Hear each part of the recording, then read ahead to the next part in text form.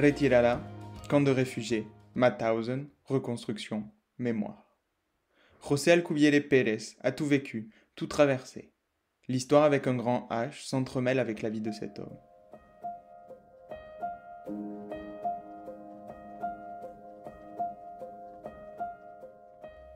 José Alcubierre Pérez naît le 8 mai 1926 à Barcelone.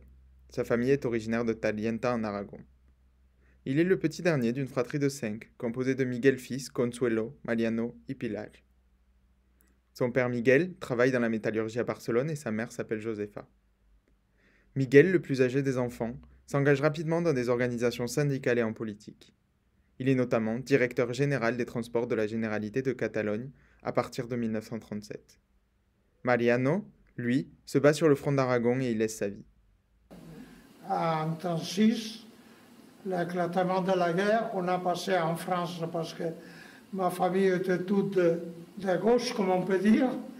Mes frères, il y en a un qui a été tué en 1937 et l'autre, c'était une personnalité presque du gouvernement catalan. Alors, il nous a dit, il faut passer en France parce que là, vous risquez peut-être quelque chose. Alors, on a passé en France. Après la chute de Barcelone, Miguel fils, grâce à son poste, réussit à louer 2 taxis vers la France. Embarque sa femme, ses 5 enfants, ses parents et José alors âgé de 12 ans. Ces 2 taxis les amènent en janvier 1939 à la Jonquera. Ils passent la frontière en février et se retrouvent au Boulou. Là, la famille est séparée. Miguel fils est envoyé à Argelès, Miguel père au camp de Bram. José et sa mère, eux, à Angoulême. Grâce à son rôle important dans la serre, Miguel réussit à faire embarquer sa femme et ses enfants, fin 1939, dans un bateau vers la République dominicaine. Il réussit aussi à appuyer la demande de sa mère pour faire sortir son père du camp de Bram. Les 2 sœurs ont une histoire différente. Consuelo est restée en Espagne toute sa vie. Et Pilar, elle, femme de militaire, est d'abord partie dans le sud de l'Espagne, avant de prendre un bateau pour Marseille. Elle y a vécu toute sa vie.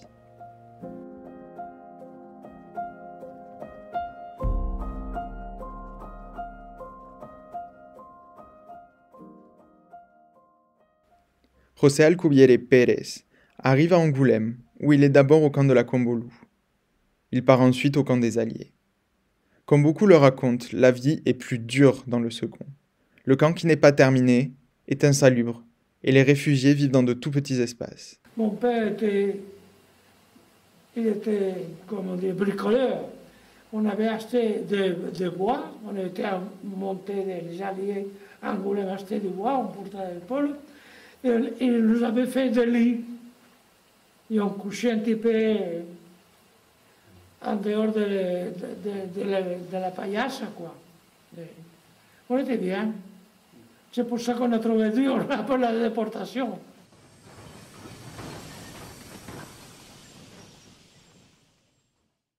Le 20 août 1940, un train à bestiaux, le premier à transporter des civils depuis l'Europe occidentale vers un camp nazi, Mauthausen. José et ses parents font partie des 927 âmes qui montent à bord. 4 jours, dans la chaleur, la faim, l'incertitude, c'est le temps que dure le trajet.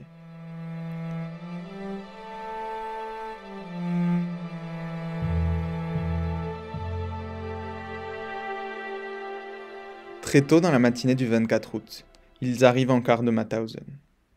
Les portes restent closes. Les autorités nazies attendent une réponse du régime franquiste pour savoir que faire de ces hommes, femmes et enfants. Finalement, en début d'après-midi, les portes s'ouvrent. Descendent tous les hommes âgés de 14 ans ou plus. No, yo era joven y separarme de mi madre era matarme. La famille Alcubierre est alors séparée. Le père et le fils restent en Autriche. La mère, elle, est renvoyée en Espagne.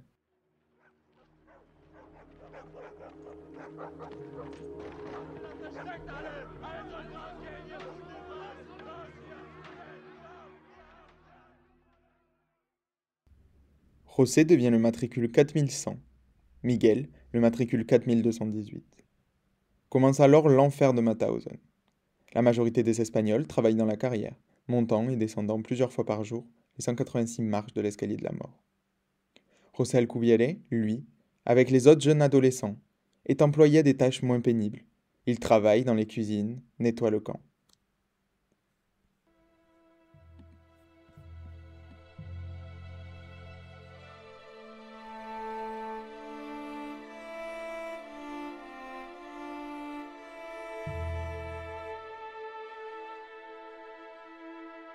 Fin 1940, le commandement du camp commence à transférer des prisonniers, depuis Mauthausen à Gusen. Miguel y est envoyé. Il n'en reviendra jamais. Une fois, c'était le mois de janvier, ils nous ont formés, vous autres ici derrière, tous les autres Espagnols devant. Ils ont commencé à sortir des Espagnols à là-bas. Toi, là-bas, toi, là-bas. Quand j'ai vu qu'ils ont sorti mon père, j'ai sorti derrière le Bachmeier, le capitaine, et j'ai couru à mon père. Je le serrais bien fort. Et mon père aussi, vous savez. Et le capitaine m'a fait comme ça, viens. J'ai dit non, moi avec mon père, je vais aller là-bas avec eux. On a dit non. Toi, ici derrière moi. Quand j'ai vu deux SS qui venaient, parce que vous savez que j'étais des SS à l'époque, quand j'ai vu deux SS qui venaient, un à droite et un à gauche, j'ai dit papa, c'est fini. Je m'en vais parce que tu vois, ils viennent nous séparer. Il dit oui. Alors ça sert encore. Et il est parti. Il n'est plus revenu.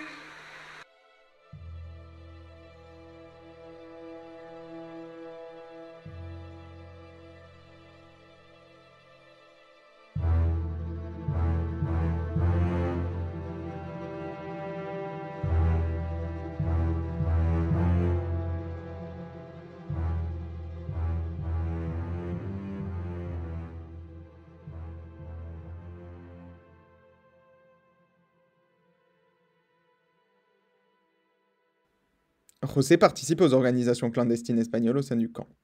En 1944, avec d'autres jeunes, il est choisi pour faire partie du commando Postchasseur. N'arrivant pas à le prononcer, il est pour les Espagnols le commando Pochaca. Il quitte alors son habit rayé et part travailler en ville.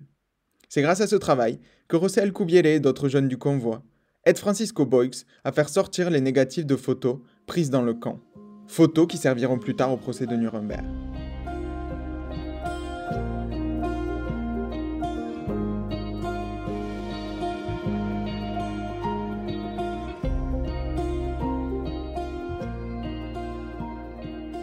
Le 8 mai 1945, jour des 19 ans de José, la fin de la guerre est déclarée. 3 jours avant, le camp est libéré par l'armée états-unienne. Cependant, les anciens détenus espagnols restent au camp pendant encore 1 mois, personne ne voulant d'eux. La France décide finalement de les accueillir. José se retrouve alors au Lutetia, grand hôtel de Paris, rassemblant les anciens déportés. Cependant, il n'a plus de famille, plus personne, et décide alors de retourner au seul endroit en France qu'il connaît, Angoulême. Il s'installe dans la petite ville de Soyo. Il y rencontre une jeune Française, Janine, devient maçon puis agent municipal. Il n'a jamais revu sa mère qui part pour le Mexique en 1955, ni son frère. Après la mort de Franco, il retourne en Espagne où il a vu sa sœur Consuelo. Il est resté très proche des anciens membres du convoi ou des détenus au camp de la Combolú et des Alliés. María Luisa Ramos raconte par exemple que lorsqu'elle est retournée à Angoulême, elle l'a rencontré par hasard. Y dije yo, mira Omar, ese hombre que está trabajando ahí en la carretera es español. Y dice, venga mamá. Y dije yo, un francés no mira a una mujer como ese hombre me está mirando a mí. En dehors des cercles des anciens déportés, il ne parle que très peu de son histoire. Je savais qu'il avait été déporté, Oui, mais il n'en parlait pas. d'accord. Il n'en parlait pas. Mais Même avec les enfants, il n'en parlait pas. Cela s'explique pour différentes raisons, comme l'expose Hannah Arendt dans son livre Les origines du totalitarisme. Nombreux sont les récits des survivants. Plus ils sont authentiques, moins ils cherchent à communiquer de choses qui échappent à l'entendement, à l'expérience des hommes, c'est-à-dire des souffrances qui transforment les hommes en animaux résignés. Aucun de ces récits n'inspire cette colère devant le crime et cette sympathie qui ont toujours mobilisé les hommes au service de la justice. Au contraire, tout homme qui parle ou écrit à propos des camps de concentration est encore tenu pour suspect. Et si celui qui parle a résolument regagné le monde des vivants, il est souvent assailli de doutes sur sa propre bonne foi, aussi tenace que s'il avait pris un cauchemar pour la réalité.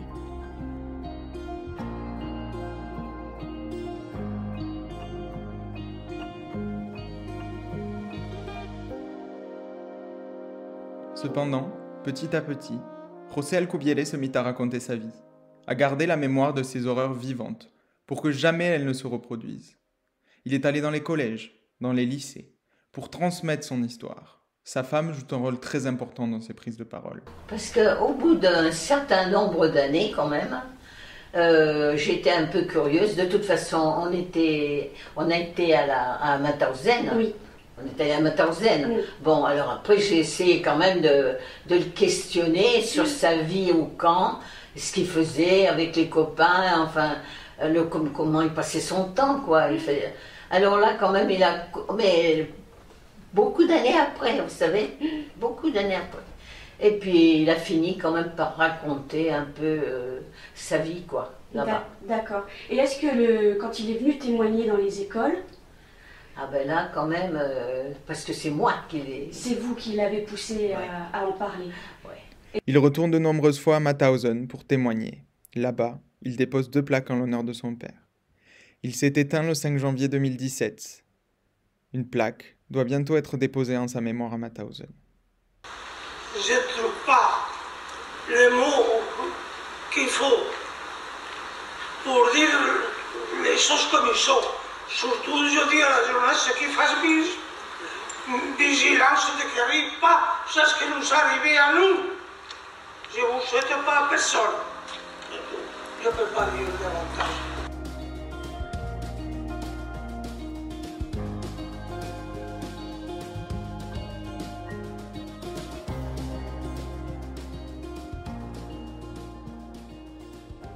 Ce podcast a été écrit et réalisé par Adrien Durad, en collaboration avec l'Association des Espagnols de Charente, APF-EEF, notamment sa vice-présidente responsable de la commission mémoire, Céline Bruno Martinez.